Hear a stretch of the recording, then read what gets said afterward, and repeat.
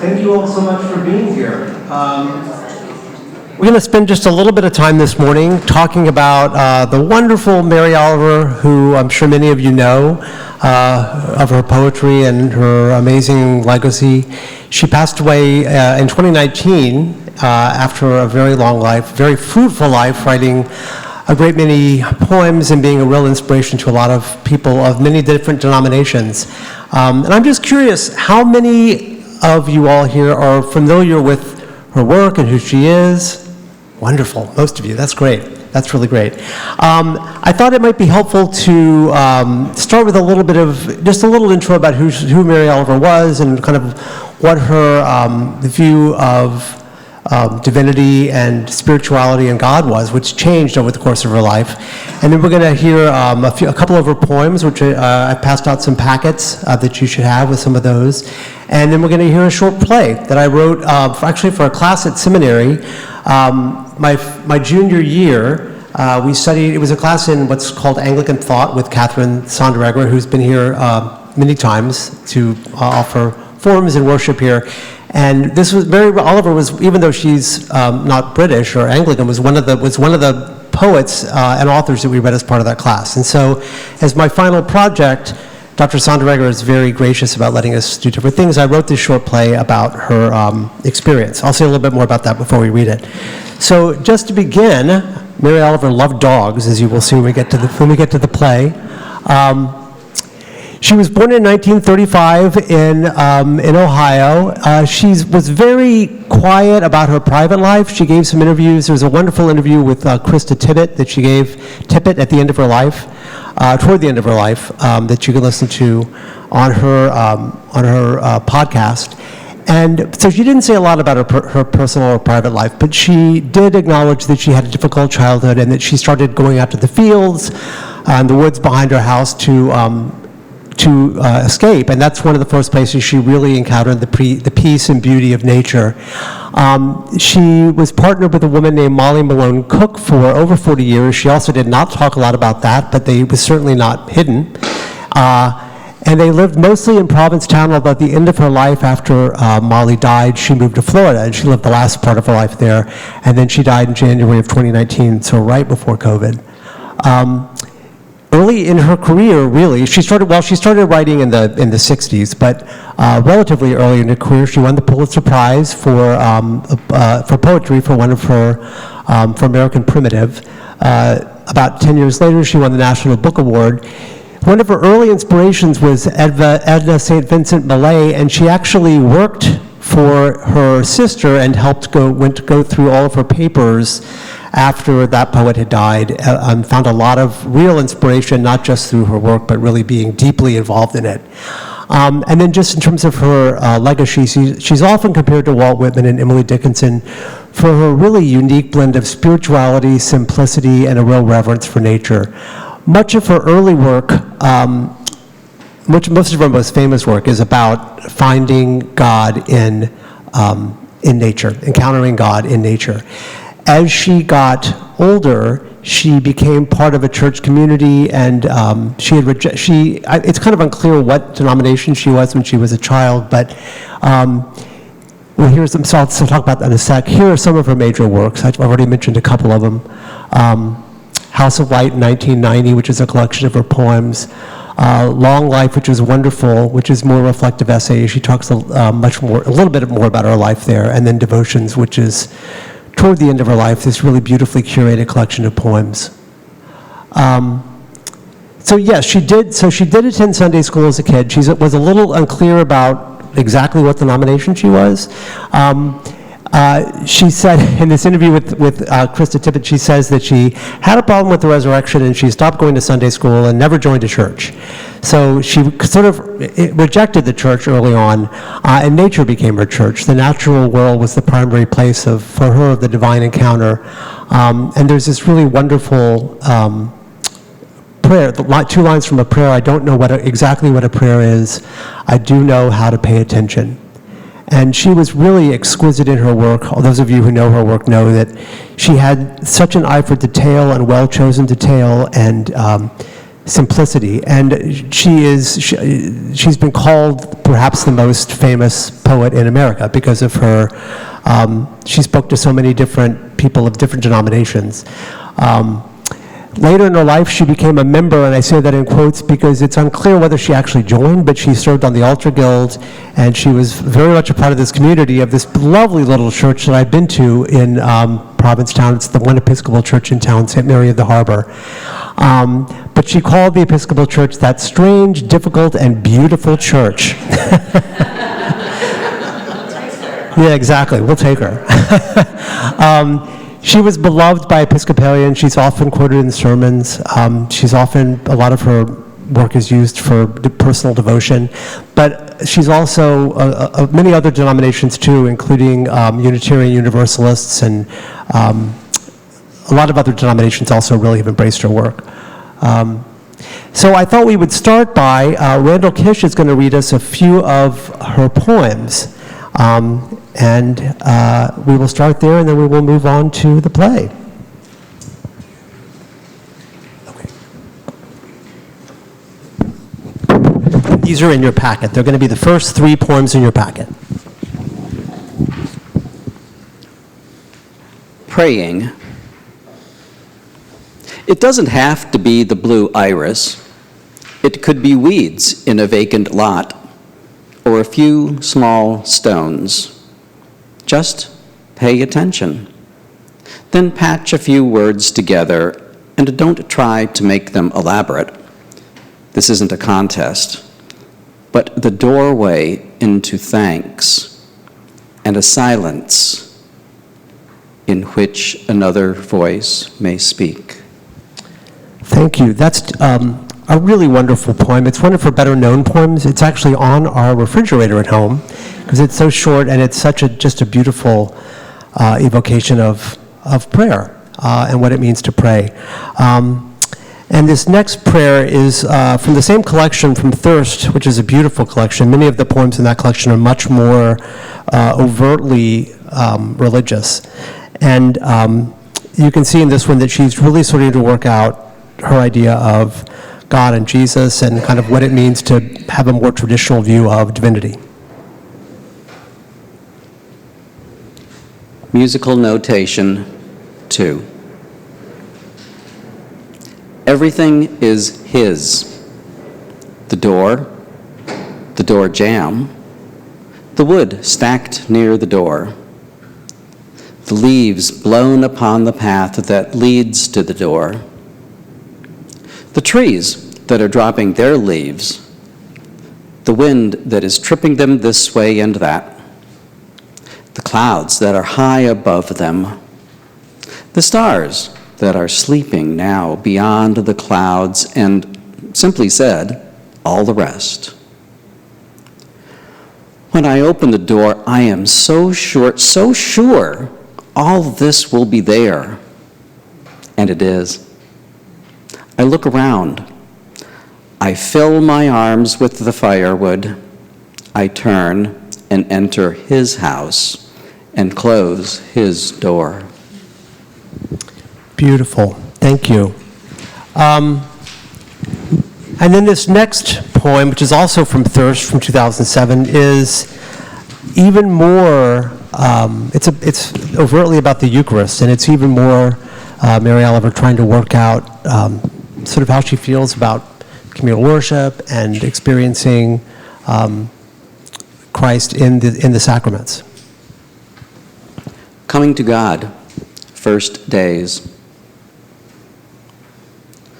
Lord, what shall I do that I can't quiet myself? Here is the bread, and here is the cup. I can't quiet myself. To enter the language of transformation, to learn the importance of stillness with one's hands folded. When will my eyes of rejoicing turn peaceful? When will my joyful feet grow still? When will my heart stop its prancing as over the summer grass? Lord, I would run for you, loving the miles for your sake. I would climb the highest tree to be that much closer. Lord, I will also learn to kneel down into the world of the invisible, the inscrutable, and the everlasting. Then I will move no more than the leaves of a tree on a day with no wind, bathed in light, like the wanderer who has come at last and kneels in peace, done with all unnecessary things, even motion, even words. Beautiful. Thank you so much. This is the joy of and the gift of having such amazing lectors here. Thank you so much. We have time, and I'd love to hear one of my favorite poems, which is That Summer Day, which is on page 3. Randall, would you mind reading that one as well?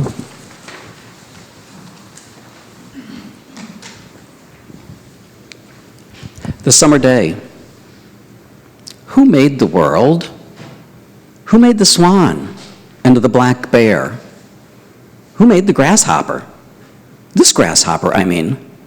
The one who has flung herself out of the grass, the one who is eating sugar out of my hand, who is moving her jaws back and forth instead of up and down, who is gazing around with her enormous and complicated eyes.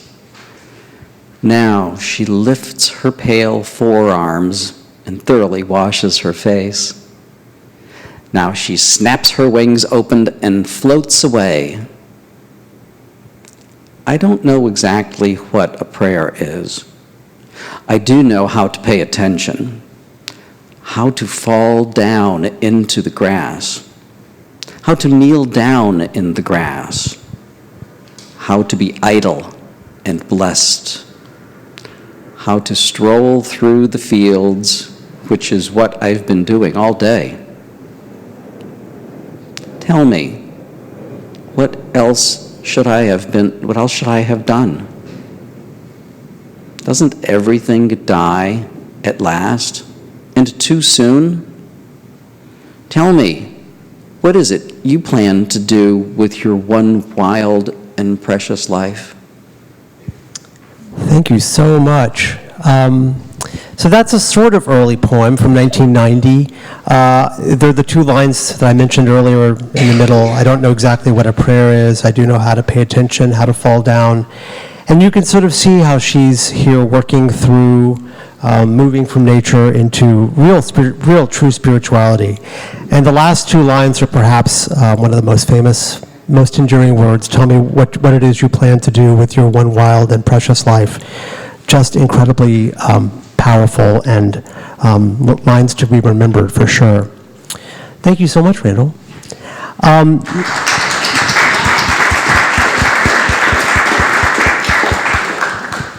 So moving on to the short play, let me see here. If we can have our actors please step forward. Cindy Brack is going to read the part of Mary. Blair Sokol is going to read the part of Sean.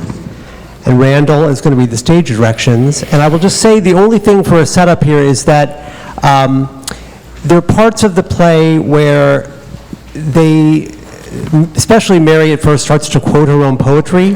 And so you'll notice there's kind of a rhythm that she falls into. And then towards the end, they both kind of fall into that rhythm.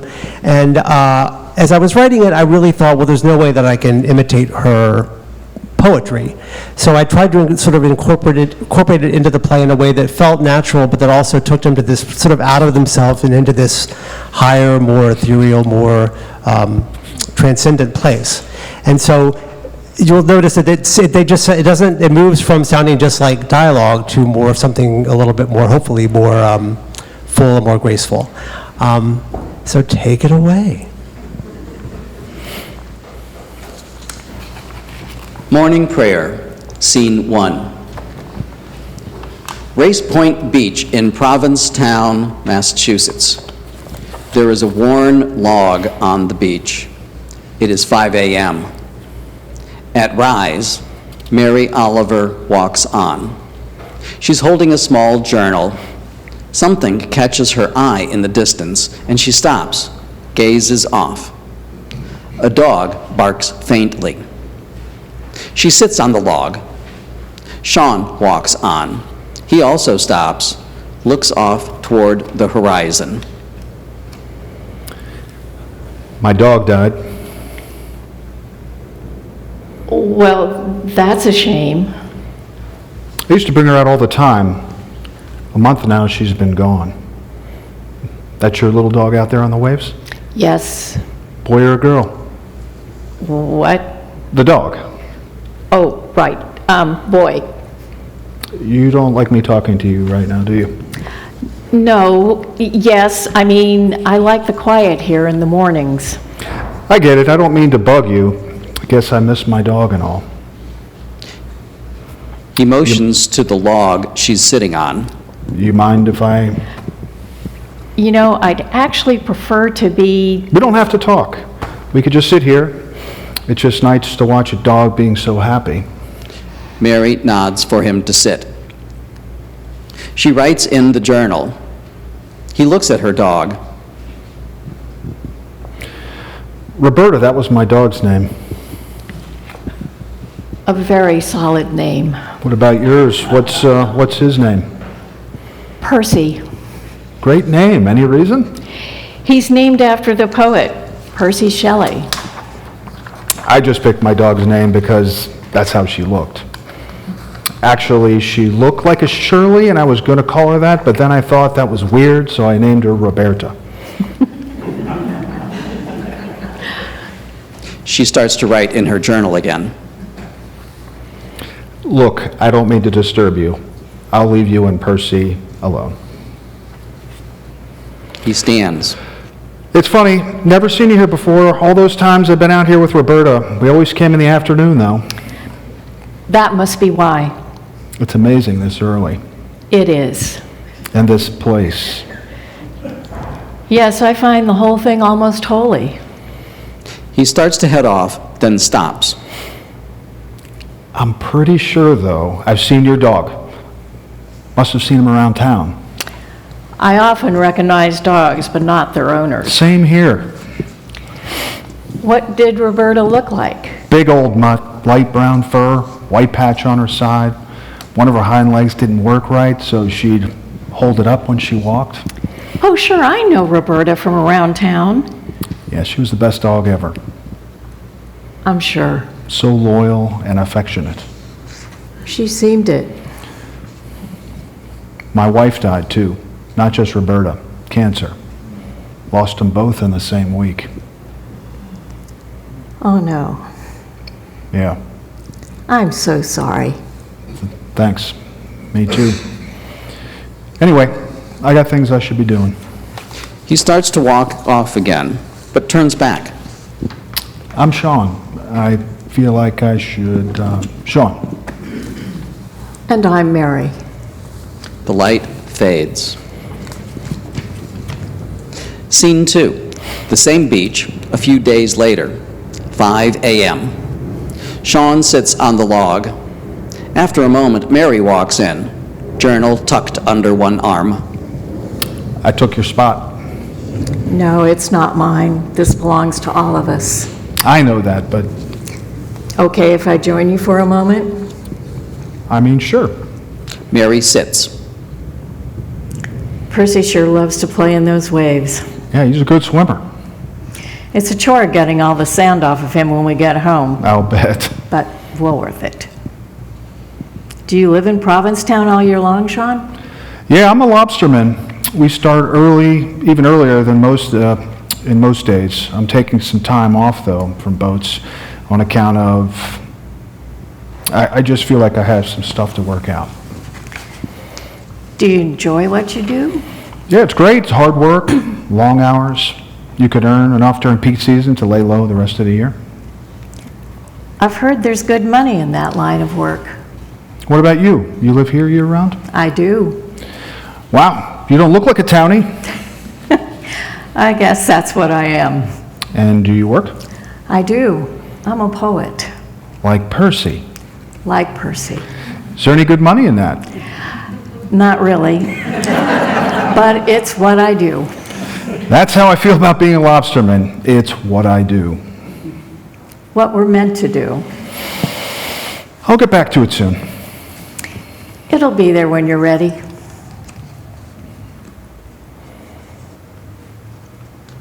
Do you believe in God, Mary? What makes you ask me that? I don't know. You seem like the kind of person who wouldn't be freaked out by a question like that. Plus, you mentioned something about holy the other day. Right. How it's holy out here, or something like that. Well, it is, especially this part of the Cape, especially at 5 a.m. Do you think God's here? Oh, yes, absolutely. So you believe? I guess there was never a time when I didn't believe in God. I went to Sunday school and all that. Didn't care much for church. Had a real problem with the resurrection. I think God's everywhere if you look. So you're out here looking for God. Among other things, but I think mostly God finds me. Once I started walking, once I started coming to places like this, I knew God was here. Always. I could feel Him all around me and knew all this was His. The blue air, the shine of the ocean, the clouds floating high above me. It's too much to bear sometimes. What about you? What about me? Do you believe in God? I think so. I used to. I want to. You're a seeker. Sure, whatever that means. It means you're curious. I guess. My parents weren't churchgoers. They never had me baptized. But then after Jen died, I just stopped thinking about it more. God, all of it. Were you mad? At God? Sure. I don't know. I'm allowed to be? Why not? Well, because it's God. That just seems wrong. I get mad at God all the time. I guess I was mad, yeah. Very. Why would he do something like that? She was 24. We were talking about having kids. Good. Be mad at God. He can take it. So you don't go to church? For the longest time, no. But then a while back, something changed. We started going to this little church over in the East End, Episcopal. It all seemed strange. I didn't know how to do most of it, the ritual and all. But we liked it. It was safe there. So you're married? No. But there's a we. Oh, yes, was Molly. She died at the end of the summer. God, that must have sucked. It did. It does. I'm going to keep walking. Okay, It's how I write. sure. Come on, Percy. If you see God, tell him hi for me. Will do. As she walks off, the lights fade. Scene 3, the beach again, the next week, 5 a.m. Mary and Sean sit together on the log.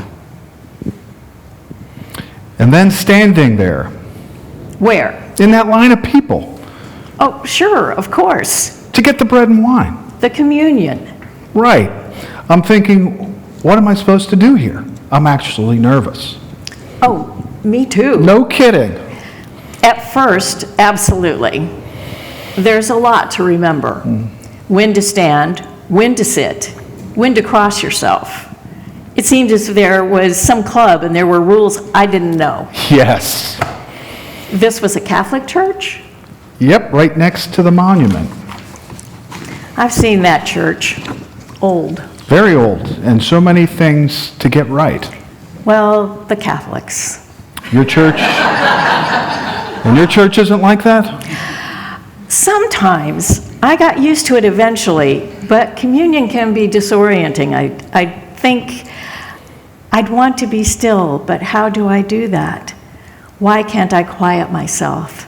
I'm here, accepting the bread and cup, hands folded.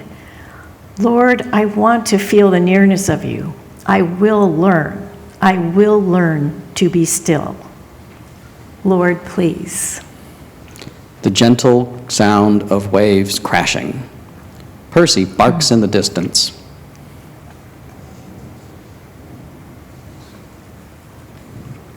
I get lonely sometimes, So do I.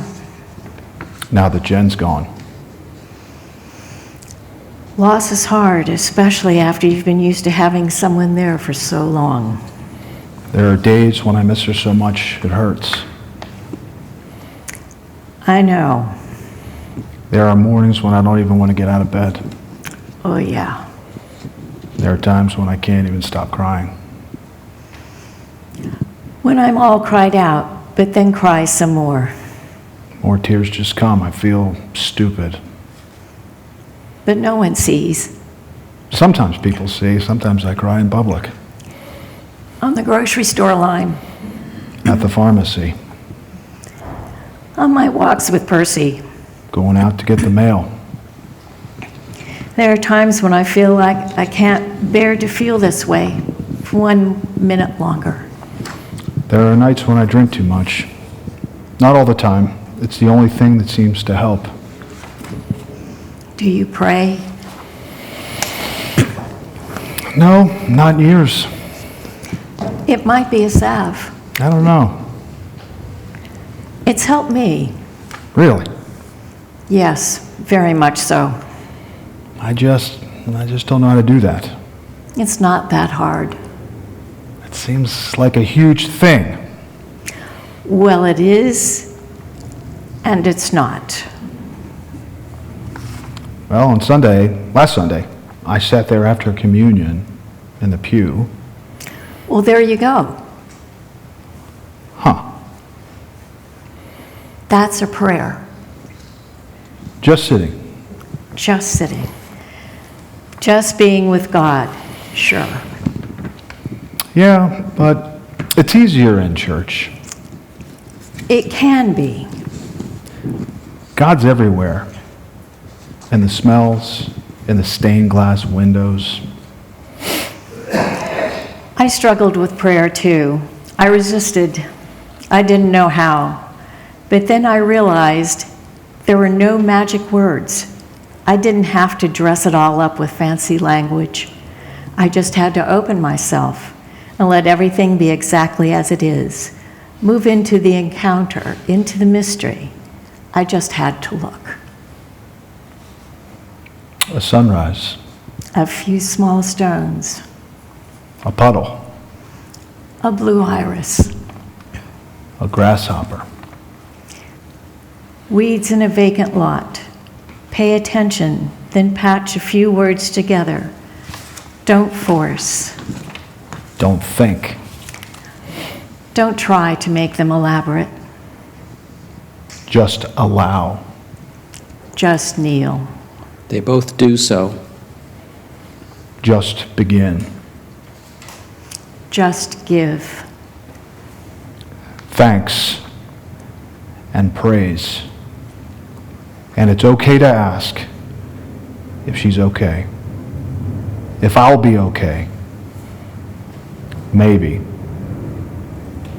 Someday. Just listen. Just wait. In silence for another voice to speak.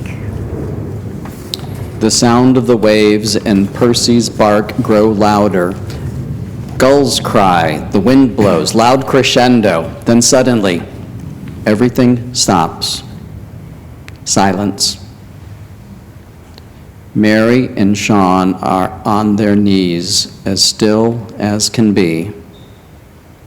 The lights snap to black. Curtain.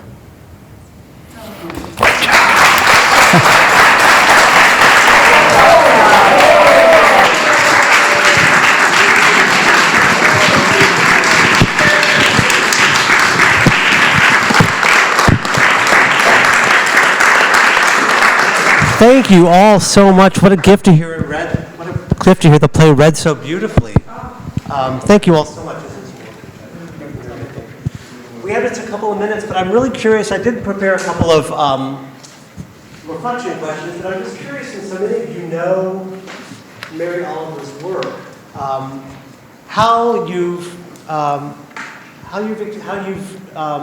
experienced her, and how you perhaps used her work in devotions, or just what your experience with Mary Oliver's poetry has been like. I would just be very curious to hear that. Yes. When I worked at the VA hospital in Albuquerque, I was on the palliative care team, and every week we would have a death